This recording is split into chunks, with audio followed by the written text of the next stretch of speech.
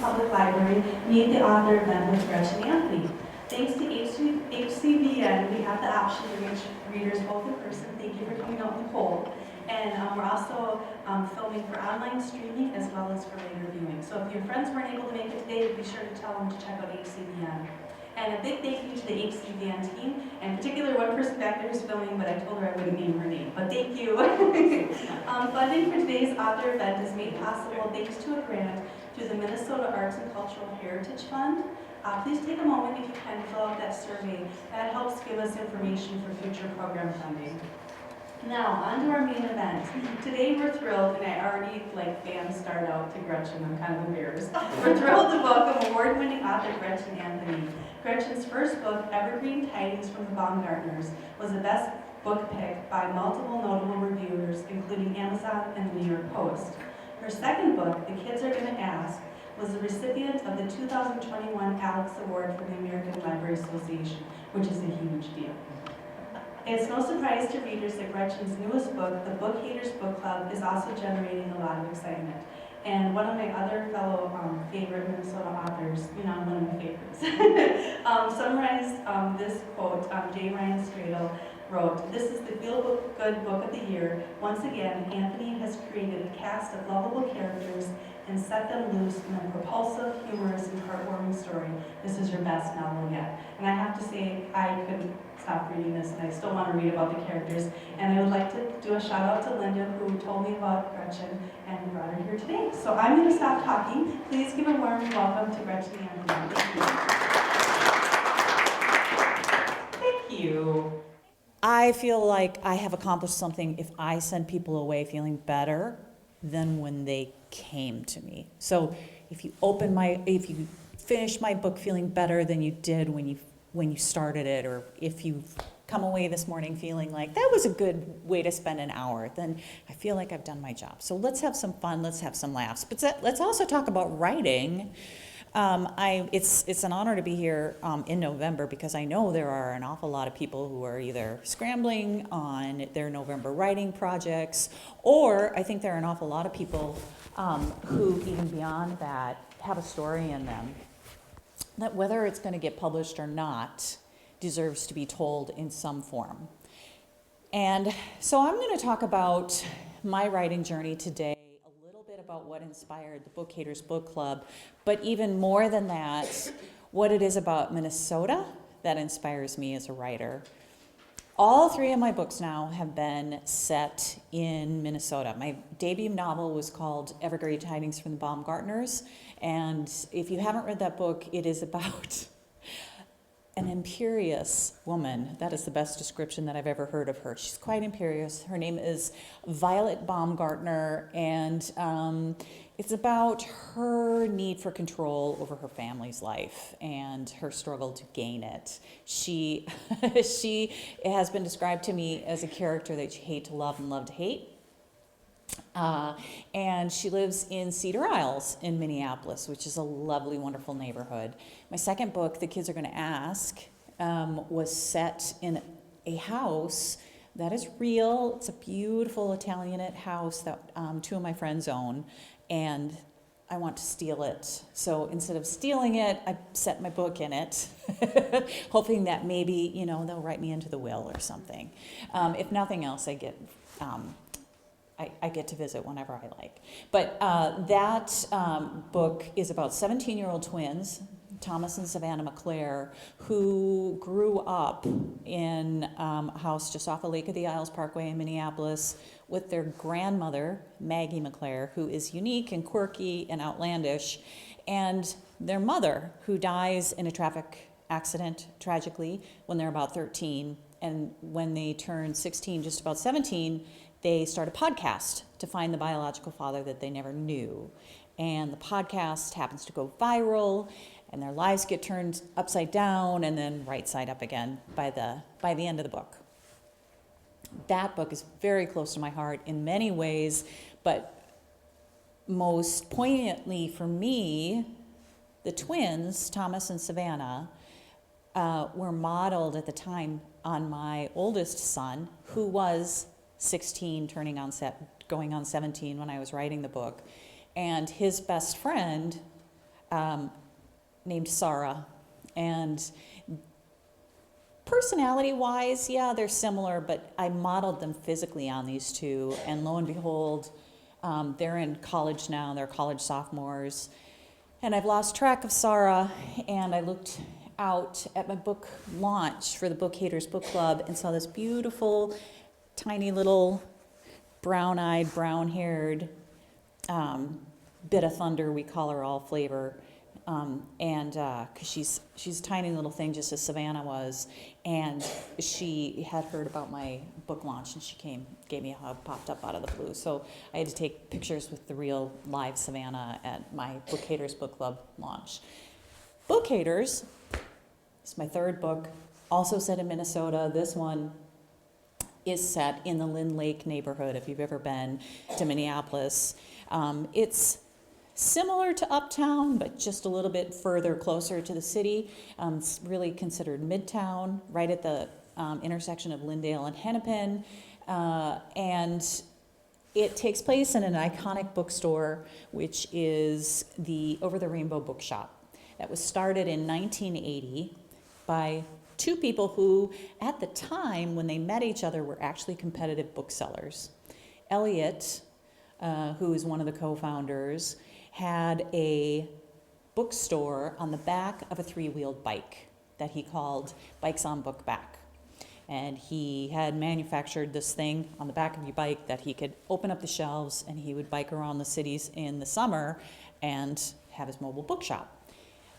Irma had something that she called Books Around Town. She had taken $500 and bought her uncle's ancient delivery truck. And she had rejiggered it and painted the outside purple with yellow swirls and stars and manufactured the inside so that it was actually a mobile book truck. And so they, over the course of about 2 summers, would kind of eye each other from across these locations. Of course, if you have a mobile shop, you're going to want to go where the people are. So they would go to the lakes, and they would go to the events, and they would bring all their shops, or they would bring their shops to the people. And they didn't speak until one afternoon in July of 1979 during the Aquatennial. And it is the day of, this doesn't happen anymore, but show of hands, did anybody ever go to the milk carton boat races when they were still doing them? Did you ever participate? No? I've never met anyone yet who has participated in the boat race, but everybody seems to know about the milk carton boat race. So, which is a good thing. So they're at the milk carton boat race, and the crowd thins, and Elliot takes the chance to wander over and meet his competitor. And I'm going to actually read that scene for you. But first, before I read the scene, I want to talk about why I set it there at the milk carton boat race. Because it very much has to do with why I continue to write about Minnesota, what draws me to Minnesota. And I thought, as I was constructing this scene, it would have been quite easy just to put them at the lakes, or to put them at a place where we Minnesotans tend to gather on a busy weekend, et cetera, et cetera. But I didn't want to stop there, because that's just average. And if there's anything that we are famous for in Minnesota, for better and for worse, it is not being average. We are a little bit different. We are a little bit off.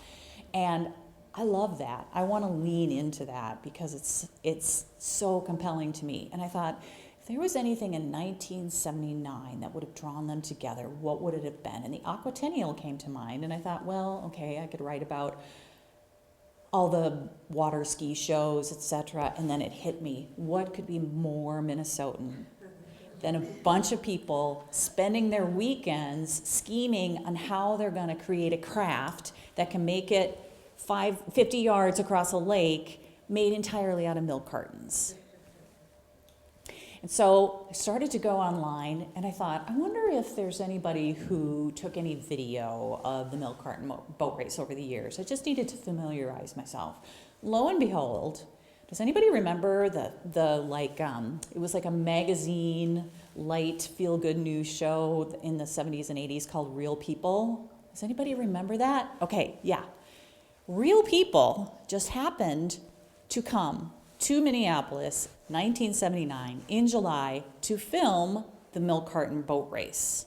They did a segment on it. And so you can go on YouTube now and watch the exact milk carton boat race that I had already had in my head that I wanted to write about. And that's what I was going to show you today, was the Real People segment about the 1979 milk carton boat race. But it was such a wonderful treasure to come across, because I knew in my head what it probably looked like and what it probably had, but to see it come to life, full color, was just a treat. And I could watch it every day and not bore of it, because every time I watch it, there's just something else about the Minnesota that I grew up in that is so charming, that is so us. And that I knew if I set a fundamental scene, a crucial scene, in as quirky a setting as this, that was entirely real, think of the things that I could get away with over the course of the rest of the book that people didn't have to believe or not believe. There's a scene much later in the book where there's a pop-up disco that happens in an empty lot in downtown Minneapolis, and it becomes sort of like the hot local craze for several days. And it's feasible. It's entirely feasible that that could happen in Minneapolis, because something as crazy as the milk carton boat race happens.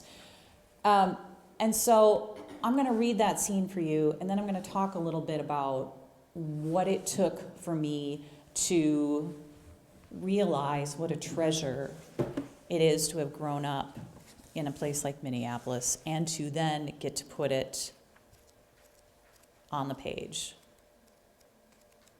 Here we go. Okay.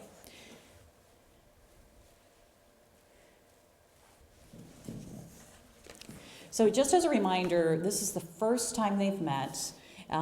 They've spied each other several times over the course of 2 summers. Irma in her truck, Elliot on his books on bike back, but they've never crossed paths and decided to chit-chat.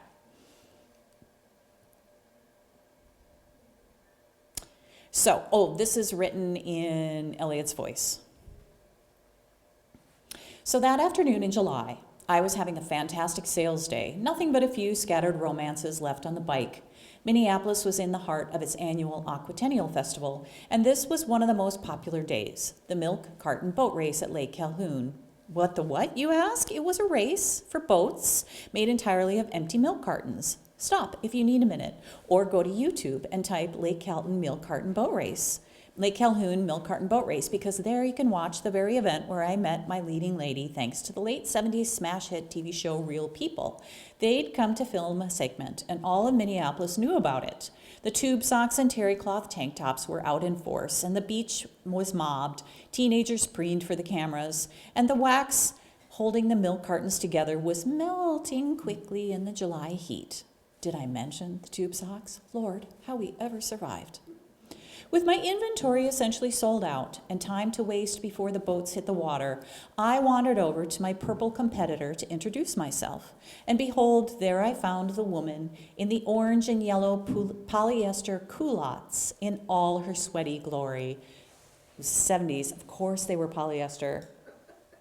Do you remember the culottes? Yes, absolutely remember the culottes. I'll admit to being instantly transfixed. I never was able to understand the attraction. It wasn't sexual, but it was fierce. The need to know her consumed me immediately. I remember her first words. Well, if it isn't the handsome and wise Mr. Books on bike back. Charm. That was Irma's superpower. Would you like a flavor ice? I keep a cooler full. Now, if you've heard of Minnesota Nice and never experienced it, there you go. You're welcome. My direct competitor, and she didn't even look me up and down before inviting me in and giving me treats. Southern hospitality, my glorious ass. You're good, but you don't have the lock. How many copies of the Thornbirds have you sold today? I asked. It was 1979. Thornbirds was outselling everything by multitudes.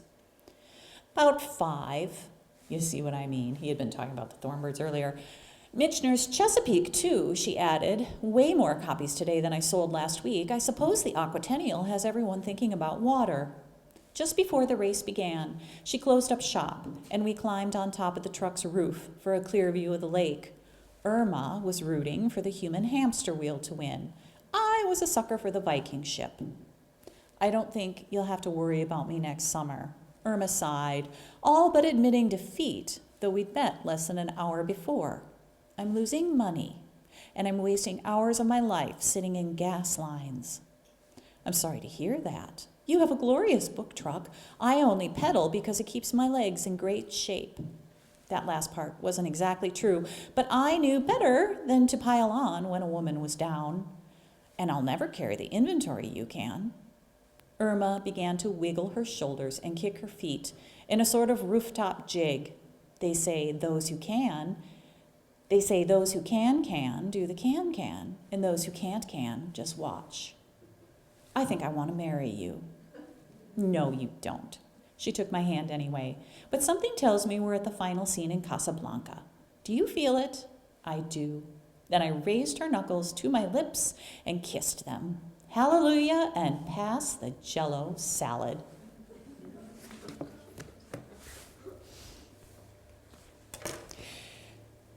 So there's a distinct difference when I talk to Minnesota audiences. This might even expand into Wisconsin, a little bit of Iowa, probably Michigan. And when I talk to audiences across the rest of the nation. And the difference is, when I read a scene like that, everyone chuckles and they get it. And when I read it to other parts of the nation, the question is that real? Would that really happen? And that's what I love about being from Minnesota and writing in Minnesota. Now, I grew up here. I grew up in Richfield, first-ring suburb of the Twin Cities. I went to college in Northfield. I'm a St. Olaf graduate. And when I graduated college, it was 1993, I went up to my advisor's office, and we were talking about plans for the following year. And he said, do me a favor. I was juggling some graduate school acceptances, couldn't decide if I wanted to go directly into graduate school or what I wanted to do. And he said, do me a favor. The only thing I'm going to ask you not to do is don't migrate 45 minutes north, stay in the Twin Cities, and call it your life. He said, you can always come back, but you're going to kick yourself if you don't go away and see the world and then make some decisions.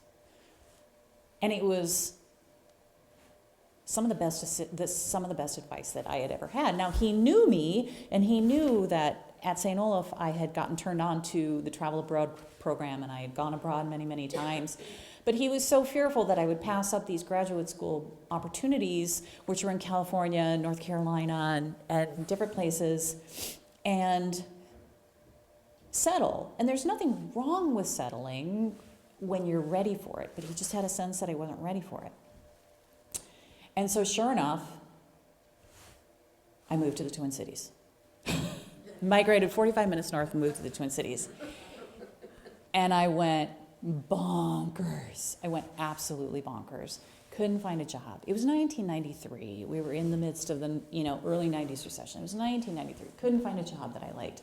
Any job that I did find that I liked, I just felt like I was a hamster in a cage, just kind of running.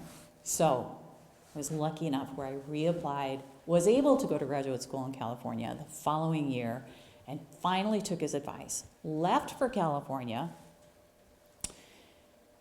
and spent the next 17 years swearing I was never going to come home.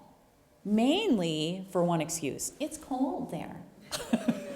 I would come back for winter or for Christmas, etc., and it being so cold, and I was such a baby about it. But over the years go by, I graduated from, I got my master's degree, and then I moved to San Francisco, and I had this wonderful career, and started traveling the nation and traveling the world, and I met my husband in Ireland, found out that he was from Minneapolis because his opening line was, "I hear you're from Minnesota. Do you ever want to go to the Vikings game? I can get tickets." And I said, yes.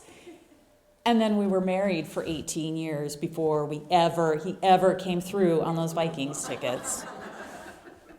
But it was a pretty good pickup line. It obviously worked. Yeah, and my mom has the winner on that one. When we got serious, and he did the sweet thing and went and asked permission before he proposed, and my mom said, "Gretchen," she loves to call me Gretchen, "Gretchen, you went all the way to Ireland, you went all the way to Europe to meet a nice Minnesota boy." I said, yes, I did. So I met my nice Minnesota boy, we got married, and we didn't move home. We moved to Denver. All of our kids are born in Denver. We started, having kids and raising our family. And 16 and a half years after I left and swore I was never going to come back, I started saying, do you think you'd ever be interested? 6 months later, we're back. It's 2011.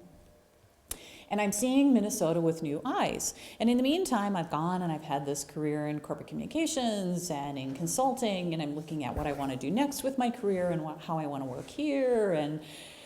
But in the back of my head, all the while, I've got this realization that I'm also getting older. And I'd always had this idea for a couple of books that I wanted to write. And I didn't know what they would ever lead to, but they were whispering in my ear. And in particular, there was this voice that wouldn't go away. And she would talk to me, and she was very persistent, and she had a lot of opinions. And you will not be surprised to know that that book eventually became Violet Baumgartner. She had been talking to me for years and years and years and years, reminding me that I had work to do and I had better get to it. Lo and behold, I ignored her advice as well. Took a full-time job. I was the director of corporate communication for Famous Dave's, and went through a big layoff there. And in the process of the layoff, it was actually a really good experience. I think everyone should get laid off at least once in their lives. It's quite humbling. It's quite a learning experience, and it happens to everyone. It's a very good thing to experience. But I went to, as part of my package, I got career counseling. And he looked at my resume and he said, I was really worried that it looked scattered. And he looked at it and he said, no, actually, I don't think this looks scattered at all. You've been doing the same thing your entire career. You've been writing. And that's your through line. And to me, it reads like a book. And every stage in your career was a chapter. So your decision now is, what do you want to do for your next chapter? And it hit me like a thunderbolt, because I didn't want to do anything in my corporate life. I didn't want to have another corporate chapter. And I actually said out loud for the very first time, I think I need to get started on these books that I want to write. And he said, well, let's make a plan to do that. And now, that was 2013. So that was almost 10 years ago now. And I didn't publish my first book, Baumgartner's, until 2018. So that that journey of actually getting serious about writing to the point where I had fulfilled that dream goal of mine was a full 5 years. And now it's 2022. I have my third novel out, and it's just recently, over the past year or so, that I've realized I knew I wanted to be a writer from the point that I was young. And sometimes I'm very, very jealous of these writers in their 20s and their 30s, and their debut novel comes out and it's just this hot hit. And by the time they're my age, I'm about to turn 52, they've got a dozen titles under their belt. And I think, oh man, what would that have been like if I jumped at it? And now I realize I wasn't meant to jump at it during any of that, because during that whole time and that all the years I spent away from Minnesota and all the years I spent experiencing other things, I was developing my voice and I was making my own stories that now become a part of my book. And it also wasn't until I came back to Minnesota that I found my narrative voice, that I was able to recognize the sorts of stories that I wanted to tell, the people that I wanted to tell stories about, and how I wanted to tell those stories. If I had been living in Denver at the time, I don't know that I ever would have gravitated towards setting a scene at the milk carton boat race. I may have tried to grab something that I loved from Colorado and try and make it my own. But Colorado isn't in my blood. I really loved living in Colorado. I loved my friends. I loved the landscape. I loved what we did there. I loved having spent years there. But it wasn't me. And it wasn't until I came back here and I started hearing Minnesotans tell their stories and the way they tell their stories that it dawned on me that that's who I was as a writer. And that was the sort of stories that would become books for me. And now, 9 years later, I can say that they did. And that's a wonderful feeling. But one of the funny things that I have realized in the course of doing this study about Minnesota and myself as a writer is that we as Minnesotans are very predictable about how we tell stories. And I was telling this last week in Duluth. I was at an event at Fitger's Books in Duluth, which is a wonderful bookstore if you're ever in the area. It's right in the Fitger's building. Great bookseller team too. And I said, the thing that I've noticed about Minnesotans is that our conversations follow the exact same pattern. We say, bad news, bad news, bad news, bad news, joke. It's always like, hi, how are you? Everything's fine. You talk about the weather, then you immediately transition into who's sick and who is in the hospital, and then you move on to who died, and then you talk about the funerals that you went to, and then you say, well, yeah, but I guess that's just how life is, and then you tell an embarrassing story. And those are our conversations. And I was telling the story about, getting on the phone with my mom, and that's always how it is. We have to go through the funeral list first, and then we have to talk about who's dying, and then we have to say, well, aren't we blessed? Well, yes, we certainly are blessed. And got a good laugh, and it was wonderful. And at the end, and then I signed books for an hour and chatted with people and took a bunch of pictures, and it was wonderful. It was a great crowd. At the end, the bookseller walked up to me, and she said, remember that story that you told about how Minnesotans tell stories, bad news, bad news, bad news, embarrassing story? I said, yeah. She goes, well, I didn't want to tell you this. Your sweater's been on inside out this whole time. And I thought maybe you intended it, but there's a big tag sticking out on the side. And I was like, I have become my own stereotype. Now I have a story to tell at the end of the funeral march for the next year. But that's just how we are, and those are the people that I wanna write about. One of the other stories that I love to tell that happened to me recently was my husband and I have a place in Moose Lake, a summer place. Well, it's year-round, but it's a lake place. And we were up there a couple of weeks ago for the weekend because you got to take the dock out and you got to take the boat lift out. And we did all the work. And actually, he and the boys did all the work, and I took pictures. And because that's my job, I don't do that kind of thing. And he and I, the next morning, woke up and I said, I'm craving pancakes. Let's go out for breakfast. And the boys were sleeping in, so he and I went, and we went to our favorite cafe. And it was crowded. It's a tiny little space. It was really crowded. There was one table left, and it was a six-top, but there were only two of us. So you've all been to cafes where if you're going to take a six-top as two people, what are you going to open yourselves up to? Huh? Company, exactly. Thank you. Linda, right? Yes. Yes, your new favorite because you recommended me here. So I said, we're going to get company. And Chad said, yeah, that's fine. That's fine.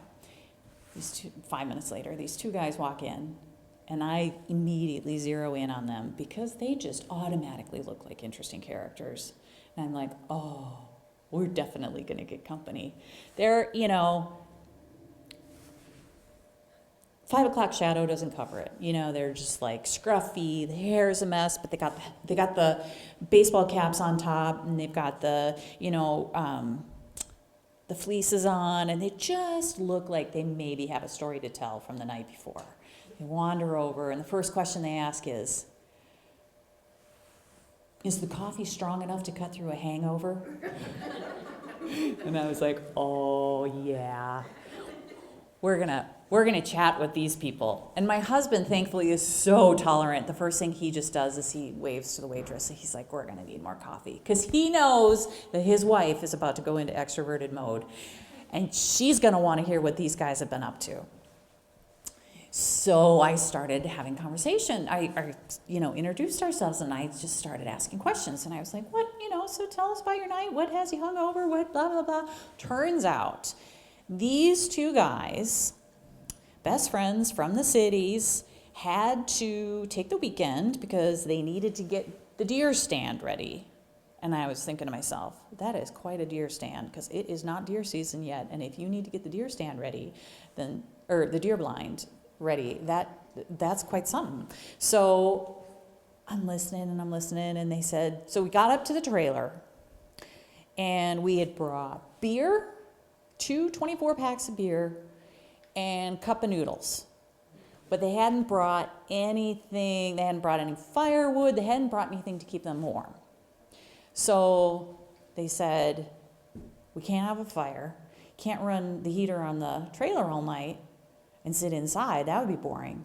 So we decided, well, we got beer, we just need to find a party. We just need to find a campfire. And so they went into the field, and they did this on the horizon. They scanned the horizon until they saw fire and smoke, and they said, we're bringing the party. They're probably not going to say no. So sure enough, they head across the field. They head to the first campfire they find. They meet their new best friends, who are strangers, and by 3 o'clock in the morning, they've not only run out of beer, but they've emptied that guy's bar, and they come home. But that was their night, and they were like, that was the best night we've had in a long time. And we got in the car, my husband and I later, and I said, that is why we moved to Minnesota. That is why I want to live here. That is why I write here. And he's like, breakfast? He just was so clueless. And I said, no, I want to live in a place, and I want to meet characters who choose their parties by campfire light. Those are the people that I want to spend my time with. And he's like, yeah, that sounds about right. That sounds like you. But that is what I try and accomplish in my books. And those are the people that I want to celebrate. I never want to make fun of these people, because there's nothing to make fun of them about. There's something interesting about them. Those are the people that I want to write about my books. And hopefully, if I do a good job of it, you will pick a book up and feel better as you walk away after you closed it. So that's what I have to say about writing. Let's move into Q&A and make this a little bit more interactive. Anybody got any questions? I have a comment. Yeah. I found your book. I watched TV in the morning talk shows, and I'm not sure, it might have been Jason's show, but Oh, yeah, Jason. Yeah, the Jason Show. They're really nice to me. They have me on. the title of your book, and I thought, okay, there I go, because that's how I make my list, okay, and then I go find it. So I came to the library, and it just so happened they just got it in. So I took it home, and I thought, okay, this is going to be, because I love stories about bookshops. Yeah. I don't know why, I'm fascinated by them. You are not alone. She said she loves stories about bookshops, and she picked it up because of the title. But the title, I thought, okay, I started reading, and I thought, well, wait a minute. because it doesn't go into it really right away. Like No, right. Like I am thinking. Yeah. I have this preconceived judging the title of the book, but then I get into it and then I couldn't put it down. And then, you know, all the things about Minnesota and Minneapolis and the references. And the other thing I really loved about it was when you would reference another book to read. Oh, yeah, the book is scattered. It's full. I shouldn't say it's scattered. It's Yes. full of So I recommendations. have another new list. Oh, that is so great. If I had it, oh, shoot. Oh, I wonder if they'll put it online. One of the cool things, so thank you. Thank you. The comment was about how many book recommendations are in the book. And so she says she has a whole nother list of books to read now. And the title, I should talk about the title because I had nothing to do with this title. I had a different idea for this book.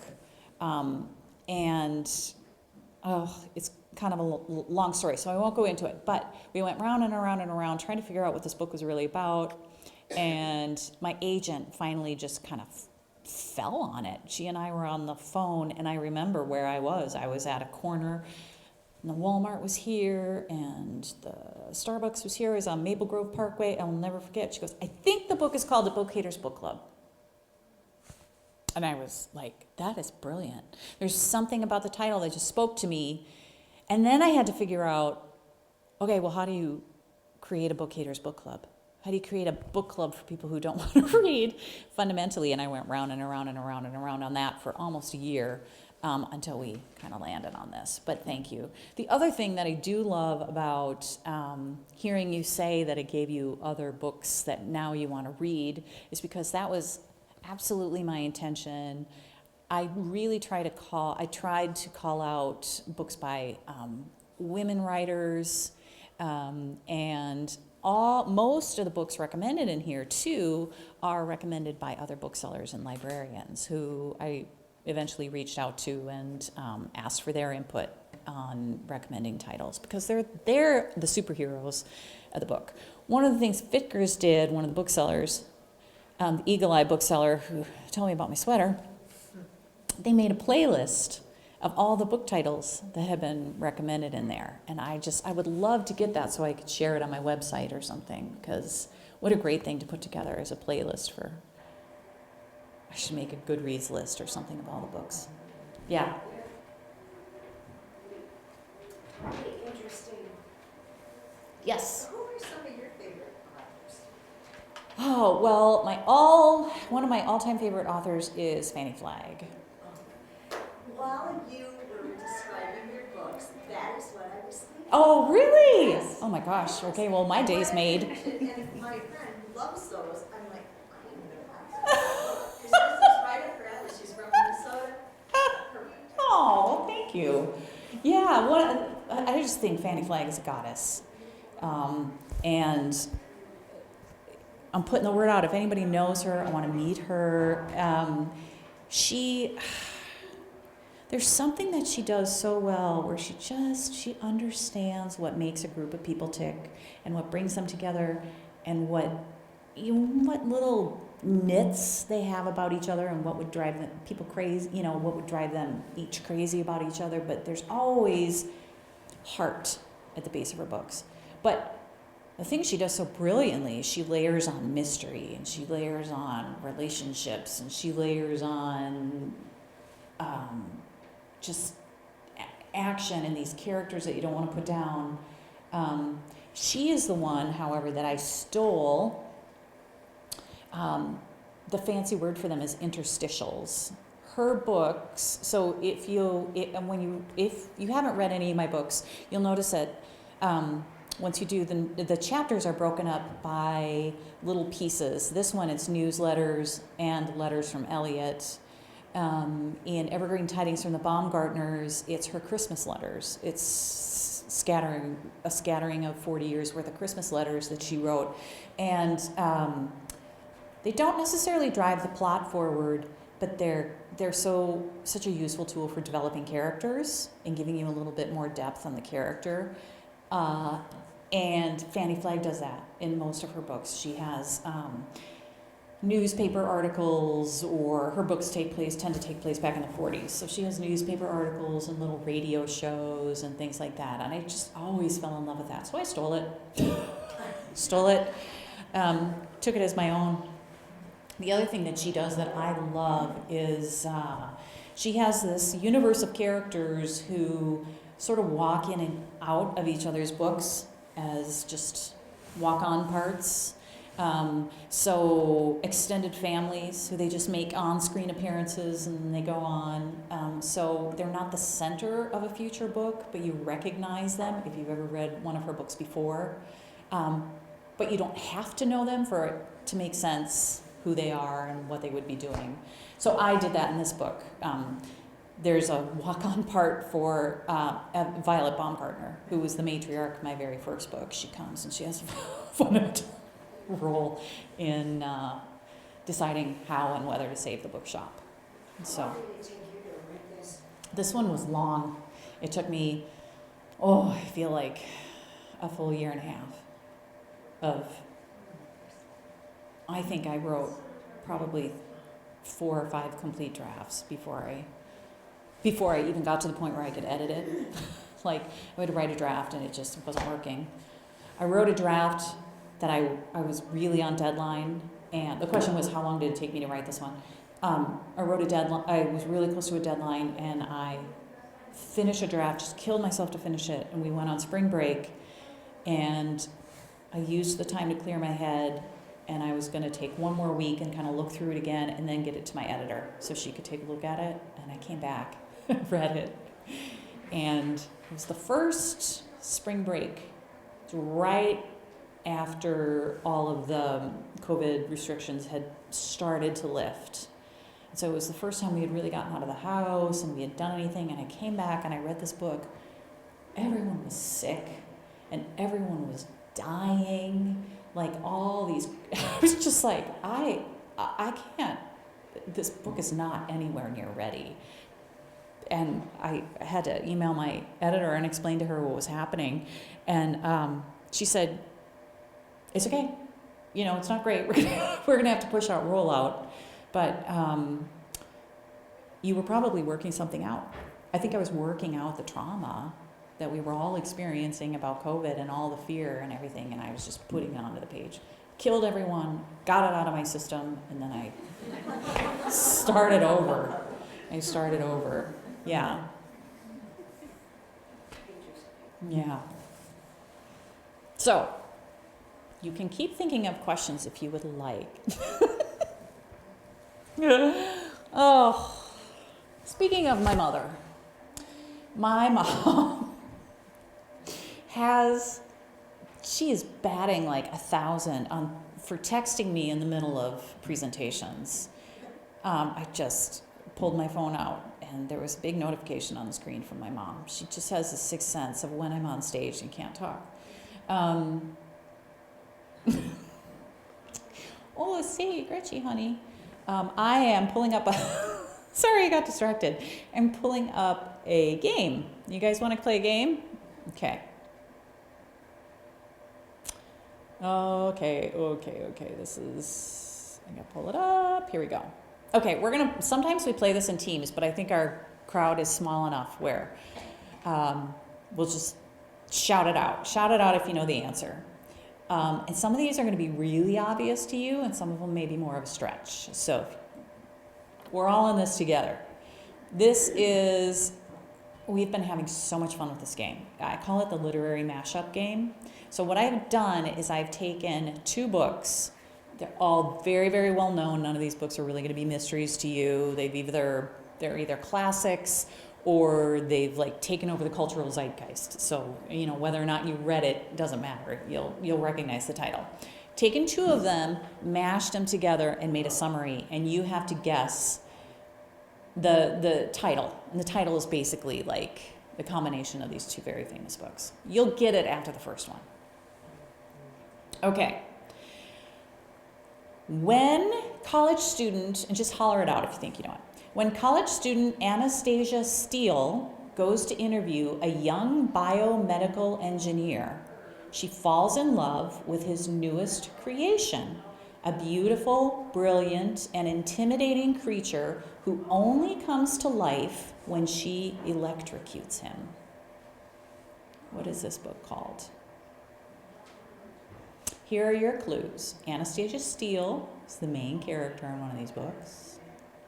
It doesn't really look like a crowd with this book. You're getting it, aren't you? Yeah. Katie's getting, okay, take your guess. All I come up with is 50 Shades of Frankenstein. Yes. 50 Shades of Frankenstein. Was that So, it? Oh, yeah, so Anastasia Steele is the main character in 50 Shades of Grey series, and intimidating new creature who comes to life and she electrocutes them. So 50 Shades of Frankenstein. Okay. Let's try an easier one. I'm getting lots of what faces. Okay. Though Bridget is happily ensconced in the arms of the lovely Mark Darcy. So you following along? Okay. She nevertheless decides to spend every Tuesday afternoon with her friend Maury, who teaches her life's greatest lessons. Okay. Okay, but it's Bridget. So a lot of people got in the second half right. What's the Bridget Jones's Diary of Her Tuesdays with Maury? Yes. There you go. Okay, we'll do one more. On Harry's 11th birthday, a giant of a man called Hagrid tells him some astonishing news. Harry is a wizard, and he has a place at Hogwarts School of Witchcraft and Wizardry. So, okay, you got the first one, right? Okay. But when the plane taking him and his fellow classmates to school crashes on an uncharted island, they find themselves stranded and forced to survive at all costs. Harry Potter and Treasure Island. Very close. It's Harry Potter and... What book did everybody read? Well, not everybody would have read this one, or your kids may have read it in like 8th grade. It's about a group of boys. yeah. Harry Potter and the Lord of the Flies. Harry Potter and the Lord of the Flies. You want to try one more? Okay.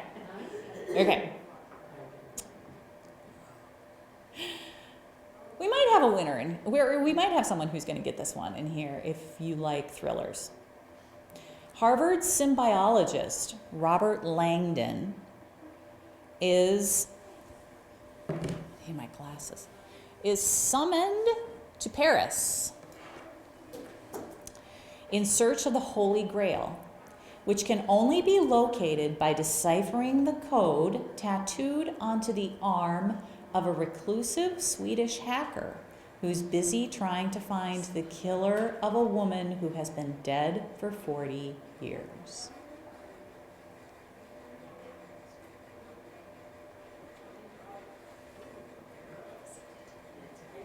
Okay, so Harvard symbiologist called to Paris.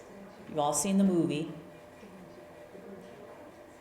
Yes, the Da Vinci Code. So that's the first one. That's one book. It's not the first one. Has anybody been? It's a long series by Stieg Larsson. Yeah, the girl with the. So it's. Yes, it's the girl with the Da Vinci Code tattoo. There you go. Okay, one more and then we'll be done. Seconds before Earth is destroyed to make way for a new hyperspace express route. I don't know if we have any sci-fi fans here.